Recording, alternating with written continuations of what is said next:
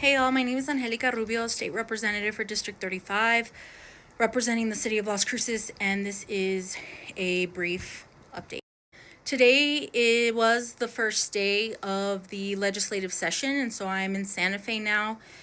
And so for folks who don't know, every year, per the Constitution of the State of New Mexico, those of us who serve in the legislature have to come to Santa Fe every year, and it's always usually the Tuesday after the Martin Luther King holiday. And we've been here, today was the first day. Because this year is an even year, it means that it's just a 30-day session, and a 30-day session is strictly budget related. What that means is that we basically have to settle on a budget to basically pay the bills of the state for the next year. That is a responsibility that we have under the Constitution, is that we have to pass a budget, and so we have 30 days to do that. We do have a framework that we'll be working from.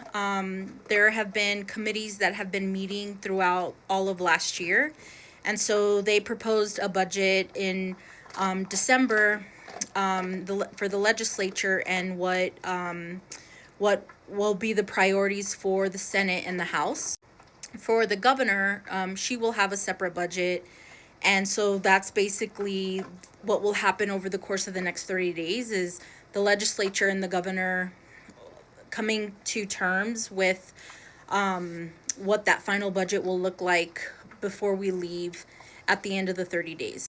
The second thing that happens in a 30-day session is that the governor is the only one that can make the agenda. So right now with the budget, it's our constitutional obligation to fulfill the passing of a budget before the end of the 30 days.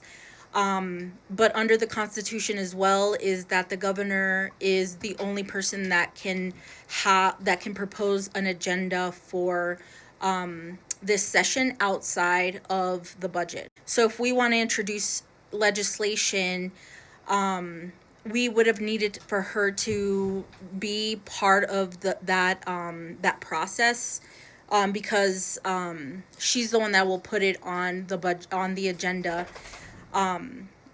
If she doesn't put it on her agenda, then we don't hear the bill, and it has to wait until next year. I will say that for me, House Bill 9 is one of the bills that was given a message today. That message, what that means is that the governor basically said today, House Bill 9 is on the agenda. We're going to hear it. It's something that she essentially is supporting. House Bill 9, for those of you who don't know, it's the same number as last year. Luckily we were able to keep the same number this year, but it is called the Immigrant Safety Act. And what this bill does, and it's a bill that I have been introducing for many years now. Today was my 10th opening day, so I've been introducing a version of this bill for the last 10 years, and I'm now getting to work with a coalition of House members to get this bill passed, and I'm very optimistic about it, because I think we know that the Senate is on board for the first time, and so that is exciting in itself. And I won't go into all of the details of House Bill 9. I can do that on a separate video as the process moves forward over the course of the next few weeks. But House Bill 9 is essentially the state saying we are no longer going to make money off of make money off of the bodies of immigrant people, and we currently have 3 immigration detention centers here in New Mexico. We have Torrance, we have Cibola, we have Otero County, and each of them are different in the sense in terms of how we operate with the federal government and the contracts that we take to incarcerate immigrant immigrant people within our community. And so that is something that we are working to remove ourselves from. We're basically saying, no, we're not going to do that anymore. And so I will provide more details as the process moves along. It was given a message today saying that the governor, it's on her agenda. Tomorrow it'll be read into the record as House Bill 9, and it will be assigned a committee, which will likely go to Consumer and Public Affairs first, which is the committee that I sit on. I'm vice chair in that committee. We are a majority. I expect for it to leave our committee. It'll have a long debate, I'm sure. But that'll hopefully happen on Thursday.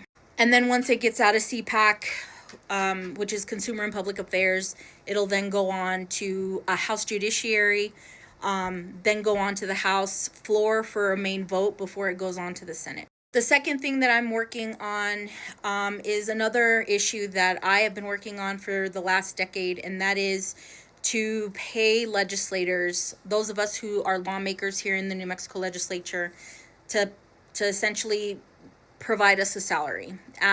We are the only legislature in the country that does not get a salary.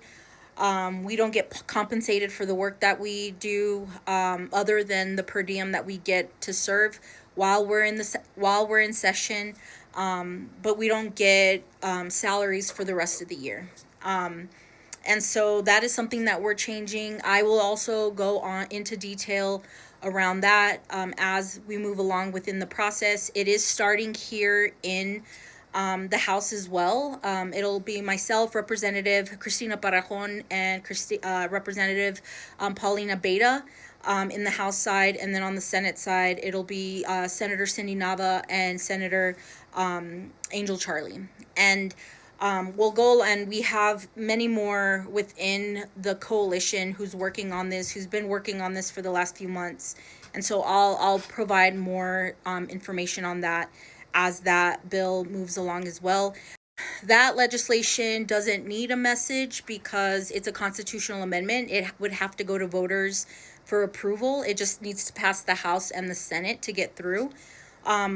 And then the governor, it doesn't, anything related to the Constitution, the governor is not involved in that. And so that's why we don't need to get a message from her to be able to hear the legislation. Outside of all of that, y'all, yeah, I mean, it's going to be a contentious 30 days. A lot's going to be discussed, whether it goes from funding universal childcare, to healthcare issues. I know there's a huge debate right now around medical malpractice and patients' rights, and we will have a lot of conversations around public safety, particularly a lot of conversation like last year around juvenile justice issues and whether or not how we're going to address the increase in violent crimes from young people.